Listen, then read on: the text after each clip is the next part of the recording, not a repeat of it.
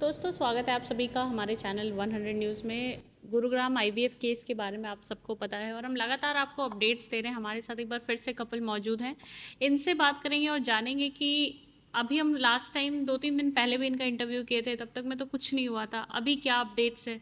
और बहुत लोगों का सवाल डॉक्टर शिवानी से रिलेटेड भी है कि कौन है डॉक्टर शिवानी, कब से वो ये आईवीएफ वगैरह कर रही हैं और इस तरह के केसेस क्या इससे पहले भी आ चुके हैं। इन्हीं सारे मुद्दों पे आज बात करेंगे। सर, मैम, सबसे पहले तो स्वागत है आप सबका हमारे चैनल में। क्या कुछ अपडेट्स हैं? मैम केस के अपडेट्स तो इन्वेस्टिगेशन स्टार्ट हो चुकी है, मैंने लास्ट टाइम ही बताया था, लेकिन वो कितना इफ़ेक्टिवली स्टार्ट होती है वो डिपेंड करता है। आज जो ये इंटरव्यू है, ठीक है जी, ये मैं स्पेशली सिर्फ और सिर्फ डॉक्टर्स के रिगार्डिंग करना चाहता हूँ, सिर्फ डॉक्टर से बात करना चाहता हूँ। एक ना बहुत ज़्यादा मिसकंसेप्शन कह लीजिए या कुछ भी कह लीजिए, फैलाया जा रहा है कि हम लोग डॉक्टर्स या फिर स्टेट गवर्नमेंट जो हेल्थ डिपार्टमेंट है उसके अगेंस्ट हैं। हमारी लड़ाई किसी के अगेंस्ट नहीं है, हमारी लड़ाई सिर्फ और सिर्फ एक चीज़ की है कि हमारे बच्चों तक की। उसके अलावा ना तो हम किसी डॉक्टर के खिलाफ हैं, ना हम लोग आईवीएफ के खिलाफ हैं, ना ही हम लोग इनफर्टिलिटी जो आपका ट्रीटमेंट है उसके खिलाफ हैं। हमने हमेशा बोला है कि डॉक्टर से बड़ा कोई नहीं है भगवान के बाद। आप देखिए मैम, मैं बिल्डर हूँ। आप जब मेरे पास कोई क्लाइंट आता है तो मेरे लिए वो भगवान है, वो क्लाइंट भगवान है। आप किसी भी दुकानदार के पास जाइए तो वो क्लाइंट भगवान है, लेकिन जब आप डॉक्टर के पास आते हो ना मैम, तो फिर क्लाइंट भगवान नहीं है। जो क्लाइंट आया है वो पेशेंट है, भगवान वो डॉक्टर ही है। लेकिन आपको याद होगा जब समुद्र मंथन चल रहा था, तो जब अमृत पिलाने की बारी आई थी, तो बहुत से राक्षस जो थे ना मैम, वो आप लगा के देवताओं में जाके बैठ गए थे। सेम चीज़ आज भी हो रही है। ये कुछ राक्षस हैं जो आपके सबसे अच्छे प्रोफेशन, सबसे नोबल प्रोफेशन में घुसते जा रहे हैं, और इनको रोकना हमसे ज़्यादा ज़रूरी आपके लिए। हमारी फाइट सिर्फ बच्चों तक की है। जिस दिन हमें हमारे बच्चे मिल जाएंगे हम रुक जाएंगे, हम अपने घर जाएंगे, हम अपनी नॉर्मल लाइफ जिएंगे। लेकिन आप मुझे एक बात का जवाब दीजिए, आज तो हम जैसे लोग हैं जो आपको भगवान मानते हैं, आज से 20 साल बाद, 20 साल बाद, 30 साल बाद जब आपके बच्चे इस प्रोफेशन में आएंगे, तो क्या उनको वही इज्जत मिल जाएगी? सिर्फ एक डॉक्टर ने के खिलाफ कोई खड़ा हो गया है तो बिना सोचे समझे उसके ऊपर आप जवाब देना शुरू कर रहे हैं। मैं ये नहीं कह रहा कि हमसे सवाल मत कीजिए, मैं तो चाह रहा हूँ कि कोई भी डॉक्टर जो अवेलेबल है, जो आ सकते हैं, अपना टाइम निकाल सकते हैं, चाहे आप हम पे ही डाउट करके आइए, लेकिन आइए, ऑन टेबल आइए, बैठिए, हमारे सारे पेपर स्टडी कीजिए, सब कुछ देखिए। अगर आप सेटिस्फाई हों सारे डॉक्यूमेंट देखने के बाद कि हमने डोनर नहीं लिया, तो प्लीज़ फिर हमारी हेल्प कीजिए। क्योंकि ना तो पुलिस सर्च कर पाएगी हमारे बच्चों को, क्योंकि वो टेक्निकल मैटर बता के बच रहे हैं। ठीक है जी, बचना तो मैं नहीं कहूँगा, बट वो कह रहे हैं कि ये टेक्निकल मैटर है।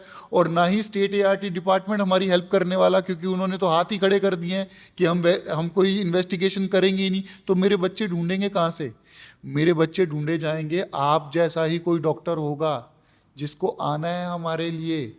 प्लीज़ आइए हमारे लिए। एक सवाल मैम बहुत ज़्यादा घर कर गया है, बहुत ज़्यादा चीज़ों का वो कर गया है कि यार इन कपल में कोई ना कोई तो प्रॉब्लम होगी, या ये आईवीएफ ही क्यों करवाने गए? ये सवाल का जवाब मैं ना सिर्फ मेरे लिए नहीं दे रहा, बिलीव कीजिए मैम, इस सवाल का जवाब मैं मेरे लिए नहीं दूंगा। इस सवाल का जवाब मैं हर उस कपल, हर उस पर्सन के लिए दूंगा जो आईवीएफ के लिए जा रहा है। क्योंकि हो क्या रहा है, किसी को भी बोल दो अच्छा आईवीएफ के लिए जा रहा है, वो शर्माना शुरू करता है, नज़र नीची कर लेता है, लोगों को बताना नहीं, परिवार को बताना नहीं। ठीक है मैम, और इस सवाल का जवाब मैं नहीं दूंगा, इस सवाल का जवाब ना आपको डॉक्टर शिवानी सचदेव गौर देंगी। ठीक है ना जी, क्योंकि ऑब्वियस ही बात है। एक कपल आईवीएफ करवाने के लिए क्यों जाता है, वो आज आपको डॉक्टर शिवानी सचदेव कौर खुद बताएंगे कि हम क्यों गए आईवीएफ करवाने के लिए। और क्या हर कपल जो जा रहा है वहां पर ट्रीटमेंट के लिए, ठीक है जी, क्या हर कपल को कुछ ना कुछ प्रॉब्लम है? डॉक्टर शिवानी, ऑब्स्टेट्रिक्स मतलब the doctor who deals with child birth. So जो आपको ब्यूटीफुल बेबीज दिखते हैं, उनकी जो डिलीवरी करते हैं, उस डॉक्टर को ऑब्स्टेट्रिशियन बोलते हैं। वाओ। तो चाइल्ड बर्थ में जो मतलब जैसे चाइल्ड बर्थ होने से पहले या चाइल्ड बर्थ का अगर कोई प्लान करता है तो उनमें जो कॉम्प्लिकेशंस आते हैं उनको शायद इनफर्टिलिटी कहते हैं, राइट? करेक्ट। इनफर्टिलिटी मतलब अगर कोई कपल 12 महीने से कोशिश कर रहा है प्रेग्नेंट होने की और प्रेगनेंसी नहीं हो रही तो उसे इनफर्टिलिटी बोलते हैं। ओके, एंड इसके कॉमन कॉजेस क्या रहते हैं मैम? तो अभी 2023 में WHO वर्ल्ड हेल्थ ऑर्गेनाइजेशन ने एक रिपोर्ट रिलीज़ की थी जिसमें ऐसा पाया गया है कि दुनिया भर में 1 in 6 couples struggle with getting pregnant. मतलब इनफर्टिलिटी एक डिजीज़ है जो आज की डेट में बहुत ज़्यादा कॉमन हो गया है और इन्होंने ये पब्लिश किया है कि चाहे आप हाई इनकम कंट्री हो, मिडिल इनकम कंट्री या लो इनकम कंट्री, सारी ही कंट्रीज़ में ये इनफर्टिलिटी का प्रोपोर्शन अभी 16 to 17% हो गया है। इसमें कई रीजंस होते हैं कि ये क्यों होता है। इंडिया में आप देखें तो करीब ऐसा कहा जाता है कि 18 से 20 मिलियन कपल्स हैं जो इससे स्ट्रगल कर रहे हैं। इसमें 30% होता है मेल फैक्टर का पार्टिसिपेशन, 30% फीमेल फैक्टर, 20% 25% अनएक्सप्लेन्ड, मतलब सब कुछ नॉर्मल होगा फिर भी प्रेगनेंसी नहीं हो रही है, और 5 to 10% कंबाइंड, मतलब दोनों हस्बैंड और अब आपने सुन लिया, अनएक्सप्लेन्ड 35% है, हस्बैंड में प्रॉब्लम हो सकती है, 30% है, वाइफ में प्रॉब्लम हो सकती है, लेकिन 30% चांसेस होते हैं अनएक्सप्लेन्ड, जिसकी कोई डेफिनेशन नहीं है। गॉड्स विल बोला जाता है जिस चीज़ को, और उसी चीज़ का हम अपनी मर्जी से नहीं जाते। अगर किसी भी कपल को बच्चे चाहिए, ठीक है, मेरे पे तो आप लगा देंगे कि ठीक है 2 बच्चे थे तो क्यों गया। तो पहली बात तो मैं हमेशा बोलता हूँ ये लॉ नहीं है। आप लॉ बना दीजिए, कोई फॉलो नहीं करेगा। कौन कितने बच्चे पैदा करेगा ये उसकी फैमिली डिसाइड करेगी, हस्बैंड वाइफ खुद डिसाइड करेंगे मैम, ठीक है ना जी।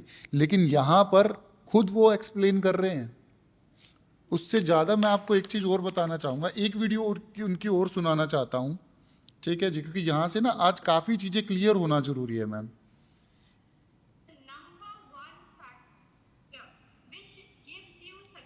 अब ये जो सवाल हमसे पूछा जा रहा है ना मैम कि आप लोग आईवीएफ के लिए क्यों गए जब 2 बेबीज आपके पास थे, ठीक है, उसका जवाब भी मैम शिवानी मैम ही दे दे तो ज़्यादा बेहतर है ma'am.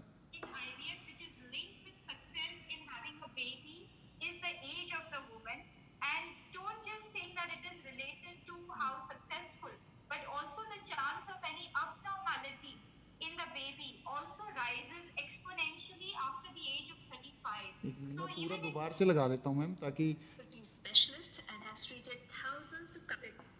Do like and comment with your feedback and do share the special show on your wall or share it with your friends if you think that they may get benefited from this. So let's start, Dr. Gaur, and we actually want to talk about the truths about IVF that many people don't know about. Now, when should a couple seek treatment? When should the alarm bells ring off? Because starting a family is considered such a natural process, and once you start seeing hurdles, you don't know who to talk to, what to do. You go into a shell. So when should you start money? It is generally said that if the woman's age is less than 35 years, a couple should seek some help if they are unable to get pregnant after 1 year of trying naturally. If the woman partner's age is above 35 years, then the couple should seek help after 6 months of trying to get pregnant naturally and not succeeding. The reason I'm saying this is because the number one factor which gives you success in IVF, which is linked with success in having a baby, is the age of the woman. And don't just think that it is related to how successful, but also the chance of any abnormalities in the baby also rises exponentially after the age of 35. So even if ma'am कोई भी जो है ना, कोई भी couple किसी भी treatment के लिए खुद नहीं जाता है, उसको ऐसे जो बहुत ही ज़्यादा बड़े स्पेशलिस्ट डॉक्टर हैं वो समझाते हैं इसी तरीके से, तब वो कपल आईवीएफ के लिए जाता है। हम भी ऐसे ही गए थे मैम, हमें भी कोई ड्रीम नहीं आया था कि चलो सुबह उठ के आईवीएफ करवाने के लिए चले जाते हैं। इसमें डॉक्टर शिवानी ने इसमें मैं थोड़ा सा इंटरप्ट करना चाहूँगा। फैक्ट्स क्लियर होने चाहिए, क्योंकि मैं हर चीज़ बोल रहा हूँ, जितने भी लोग देख रहे हैं कि मैं जब भी बैठता हूँ ये पेपर वर्क लेके बैठता हूँ और मैं सिर्फ फैक्ट्स के ऊपर बात करने की बात कर रहा हूँ। हम दोनों की एज, हमारी जब शादी हुई थी तब सिर्फ 25 थी। नेक्स्ट ईयर ही हमारा बेबी कंसीव हो गया था। उसके बाद हमें 10 साल का गैप लगा था सेकंड बेबी करने में। ठीक है ना जी। पहले 5 साल शायद मीनू ने आपको बताया होगा कि मैं सेकंड बेबी के लिए प्रिपेयर नहीं था। Meenu wanted a child, but मैं जब तक फाइनेंशियली सेटल नहीं होना चाहता तब तक मैं सेकंड बेबी नहीं करना चाहता था। उसके बाद जब हमने ट्राई करने की कोशिश, कुछ मल्टीपल चीज़ें आई, पॉलिप्स और वो सारी चीज़ों के ट्रीटमेंट हुए। ठीक है जी। थर्ड बेबी में हम 10 साल का गैप नहीं अफोर्ड कर सकते थे। फाइनेंशियली हमने जैसे जैसे राइज करते गए, फैमिली जैसे जैसे हमें सपोर्ट करती गई, हम लोग अफोर्ड नहीं करना चाहते थे। उस प्रॉब्लम को लेके हम डॉक्टर के पास गए तो डॉक्टर ने हमें सजेस्ट किया मैम। हम डॉक्टर को नहीं बताने गए थे कि मैडम एक काम करो, आप 150-200 इंजेक्शन लगाने वाले हो, आधे मुझे लगा दो, आधे मेरी वाइफ को लगा दो और कर दो हमारा आईवीएफ। ये डॉक्टर ने हमें सजेस्ट किया था। शी क्लियरली सेड कि 35 के बाद अगर नॉर्मली कंसीव नहीं हो रहा, 6 महीने भी कंसीव नहीं हो रहा, you should go for the IVF. और ये ऐसे ही, ये ऐसा नहीं है और ये गलत नहीं है। Don't take these words in a wrong sense. IVF clinic वाले गलत नहीं बोल रहे, ठीक है ना जी, वो फैक्ट है, वो सही है।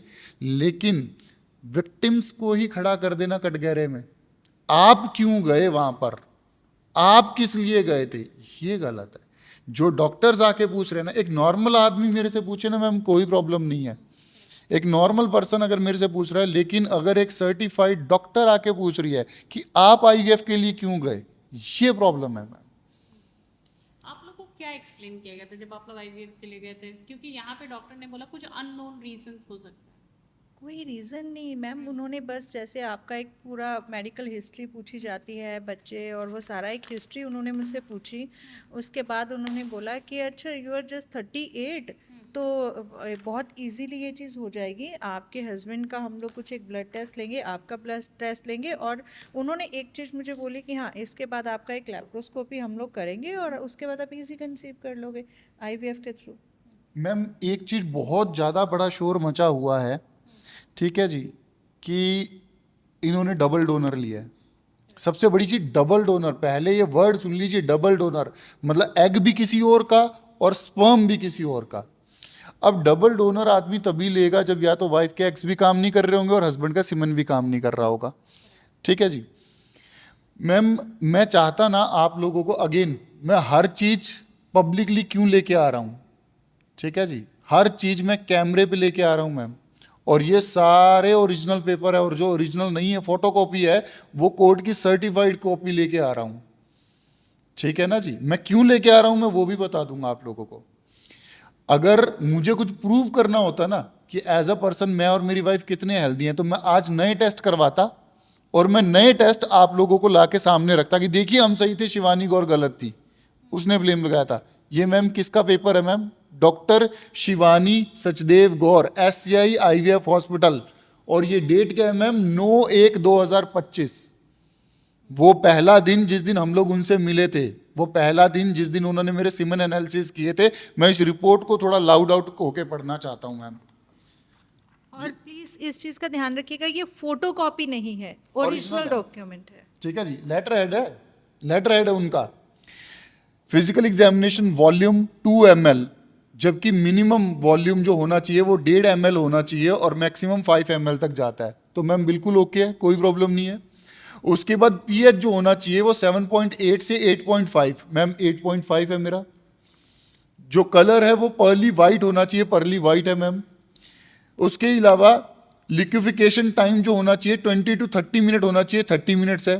वेलोसिटी V++, चलो इसके आगे मार्कर नहीं लिखे हुए, हम सिर्फ वो पढ़ेंगे जिसमें मार्कर लिखे हुआ है, ठीक है ना जी, ताकि एक जनरल वो हो। अब आप मेन इस पे आइए, माइक्रोस्कोपिक एग्जामिनेशन। एक हेल्दी पर्सन जिसको बोला जाता है उसके 15 मिलियन काउंट होने चाहिए मैम पर ml, सामने लिखा हुआ है मैम, आप इसको देख लीजिए प्लीज। एक हेल्दी पर्सन 15 मिलियन काउंट अगर पर ml किसी के काउंट है तो वो एक हेल्दी पर्सन माना जाता है, गुड, ठीक है। मेरे 35 मिलियन है, उसके बाद टोटल काउंट जो है अगर 39 मिलियन है तो वो हेल्दी पर्सन माना जाता है। मेरे 70 मिलियन है मैम, और इसके बाद जो नेक्स्ट रिपोर्ट आई थी उसमें 120 मिलियन थे मैम, ये भी बता दूं, ठीक है जी, जिसमें प्रोग्रेसिव जो है 35%। अब आप एक चीज समझिए, इस रिपोर्ट में कौन सी ऐसी जगह पर क्या बीमारी है मेरे अंदर, क्या प्रॉब्लम है, कौन सा ऐसा पैरामीटर है मैम जो मैं फेल कर रहा हूं इसके अंदर, किस वजह से डोनर दिया गया मेरे को, किस रीजन से डोनर दिया गया। चलो आप कह रहे हो हमने डोनर लिया, बॉडी में कुछ तो प्रॉब्लम होगी, मेरे कुछ तो प्रॉब्लम होगी, मेरी वाइफ के एग्स में कुछ तो प्रॉब्लम होगी। AMH डॉक्टर शिवानी की हैंडराइटिंग में लिखा हुआ है 1.28, 0.03% AMH में भी ये कोशिश करते हैं इक्सी करके कंसीव करवाने की, 0.03 उस पे। मेरी वाइफ का AMH 1.28 था। तो आप मुझे बताइए मैम कहां प्रॉब्लम है, ये जानना उन लोगों से जरूरी है। क्यों आप, आज एक सवाल ये बहुत ज्यादा चल रहा है कि ये लोग अकेले एक तरफा इंटरव्यू दे रहे हैं। भैया हम तो चाहते हैं वो लोग सामने आ जाएं, सारी मीडिया, ऑल मीडिया हाउसेस उनके ऑफिस के बाहर जाते हैं, उनके ऑफिस के बाहर ताला लगा दिया जाता है, गेट बंद कर दिया जाता है, उनको कॉल किए जाते हैं, कॉल नहीं उठाते, मिल नहीं रहे। सिर्फ जो प्रिंट मीडिया है उनको एक छोटा सा इंटरव्यू दिया जाता है, और वो भी रिटर्न में, मिलाया नहीं जाता किसी से भी। अगर आप सही हो, मैं लेके बैठा हूं ना मेरे सारे प्रूफ, आ जाइए ना। और मैडम ये तो आपके ही दिए हुए हैं, ये हमारे तो है नहीं। ये SCI का लेटर हेड भी आपका, ये रिपोर्ट भी आपकी, और ये कोर्ट में सबमिट भी आप नहीं कर रखा है, मैंने तो सबमिट भी नहीं कर रखा। आ जाइए ना मैम प्लीज। मैम किसी मीडिया हाउस से नहीं मिल रहे अभी तक, किसी मीडिया। लेकिन ये करना क्या चाहते हैं, ये सिर्फ सरकारी तंत्र को इन्फ्लुएंस करके, अपनी पैसे और पावर का इस्तेमाल करके इस चीज को सिर्फ और सिर्फ डिले करना चाहते हैं। ये चाहते हैं कि हम अपने बच्चों को ढूंढते ढूंढते थक जाएं, ना ढूंढे अपने बच्चों को। ऐसा नहीं होने वाला। और हम लोग मीडिया में क्यों हैं मैम, ये सवाल सबसे बड़ा जरूरी है। हम लोग मीडिया में इसलिए हैं मैम, उसका रीजन ये है क्योंकि किसी भी दूसरे डिपार्टमेंट ने हमारी सुनी नहीं। हम गए थे NCW, बहुत हल्ला काटा था कि NCW has made a committee जो कि ART लॉज फॉर्म करेगी, जो दुखी औरतें हैं उनको बचाया जाएगा। ये दुखी औरत वहां पर रो के बाहर आई थी। इस दुखी औरत के पति ने स्पेशली मैसेज डाला कमेटी फॉर्म होने के बाद कि मैम क्या हम उस कमेटी से आके मिल सकते हैं। रिप्लाई तक नहीं आया, कॉल तक पिक नहीं हुआ। फॉर्मेलिटी तो करनी थी ना, कुछ तो करना है ना। इतनी न्यूज़ आ रही है, इतने क्वेश्चंस हो रहे हैं, इतने सवाल पूछे जा रहे हैं, तो उसका रिप्लाई कैसे दिया जाएगा? कुछ तो फॉर्मेलिटी की जाएगी ना मैम। लास्ट टाइम जब आप लोग गए थे तो ये डबल डोनर वाला जो बात चल रहा है, इसके पेपर को भी खोजा जा रहा है। तो अभी जब आप लोग लास्ट टाइम पुलिस स्टेशन 2 दिन पहले गए हुए थे, वहाँ कुछ मिला?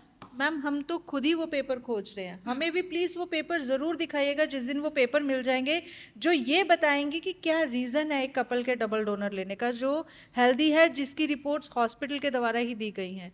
कुछ बेसिस, मतलब कुछ तो आप लोगों ने उसका बेस होगा, कोई प्रॉब्लम होगी, कोई इश्यूज होंगे डबल डोनर देने के, या और फिर डबल डोनर लेने का भी तो मैम रीज़न होना चाहिए ना। ये तो मतलब सरोगेसी क्वीन है।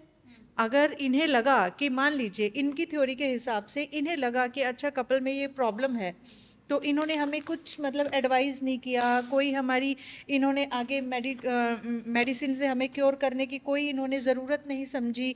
1 महीने के अंदर अंदर ही इन्होंने डिसाइड भी कर लिया, 1 महीना छोड़िए, शायद 2-4 दिन में इन्होंने डिसाइड कर दिया कि इनको डबल डोनर दे देते हैं। कोई रीज़न नहीं है जिस चीज़ का, कोई कंसल्टेशन नहीं है, कोई कंसेंट फॉर्म नहीं है, कोई भी चीज़ इन्होंने लेना ज़रूरी नहीं समझा। बस डॉक्टर शिवानी सचदेव गौर को लगा कि मैं इनको डबल डोनर दे देती हूँ फॉर नो रीज़न। आप तो सरोगेसी क्वीन थे, डबल डोनर कोई क्यों लेगा मैम? वो सरोगेसी नहीं करवा लेगा। तो डबल डोनर के लिए भी तो पेमेंट लगता होगा ना, क्या आपसे उन्होंने कुछ एक्स्ट्रा पेमेंट? बिल्कुल भी नहीं, बिल्कुल भी नहीं मैम।